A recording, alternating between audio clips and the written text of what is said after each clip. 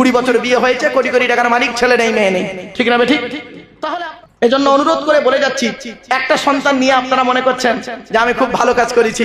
না বাবা, আল্লাহ রাসূল বলেছেন ওই নারীকে বিবাহ করো যে নারীর সন্তান বেশি হয়, যে নারীর সন্তান বেশি হয়। আর তোমরা সন্তানকে বেশি করে নাও, কারণ কিয়ামতের মাঠে আমি আল্লাহর কাছে গর্ব করব।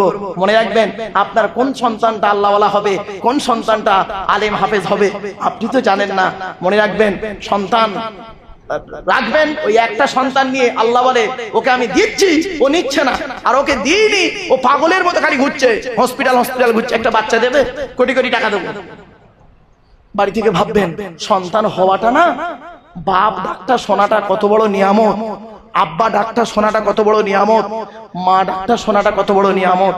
পরে বুঝতে পারবেন, এখানে এখন বুঝতে পারবেন না। যারা এই পরিস্থিতিতে এসেছে তারাই বুঝতে পেরেছে। চলো।